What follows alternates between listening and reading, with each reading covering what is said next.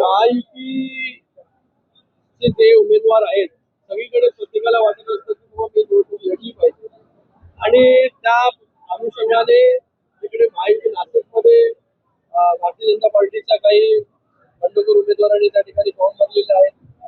त्याचबरोबर जळगावमध्ये मला वाटतं शिवसेनेच्या काही कार्यकर्त्यांनी त्या ठिकाणी भरलेले आहेत. मला वाटतं सगळ्यांचे जे फॉर्म आहेत किंवा सगळ्यांबरोबर जे बोलणं आहे ते माननीय मुख्यमंत्री असतील, उपमुख्यमंत्री महोदय असतील, त्याचबरोबर मंत्रिमंडळातील दादा भुसे साहेब सारखे सगळे आमचे वरिष्ठ नेते असतील जे बोलत आहेत त्याच्यातून सकारात्मक तोडगा तो निघेल. पण मी एक तुम्हाला सांगतो सगळीकडे महायुतीच्या उमेदवारांचा विजय तो तडलाने होईल. आलेला आहे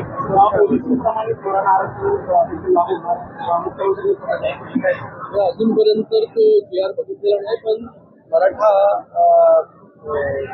समाजाच्या ज्या ज्या मुद्दे आहेत ते सगळे मुद्दे सकारात्मकरित्या हाताळण्याचं काम याच्या अगोदर देखील सरकार करत होते. शिंदेसाहेब जेव्हा मुख्यमंत्री होते तेव्हा देखील केल्या. त्याचबरोबर आता देवेंद्र फडणवीस साहेब मुख्यमंत्री आहेत ते देखील करतायत. तर पूर्ण मंत्रिमंडळ जे आहे, शासन जे आहे, सरकार जे आहे पूर्ण गंभीर मराठा समाजाच्या ज्या ज्या मागण्या आहेत त्याला घेऊन बोलायला गेले होते.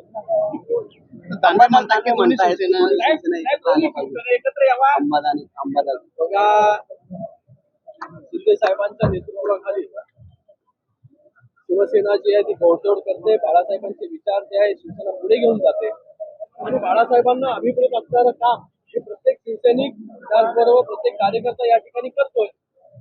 राजकारणामध्ये जर आणि दर या सगळ्या गोष्टींना जो आहे हा त्या ठिकाणी धारण असतो. जे आज आहे वर्तमान परिस्थितीमध्ये त्यावरती जे आहे आपण सगळे लोक जे आहे हे बोलत असतो.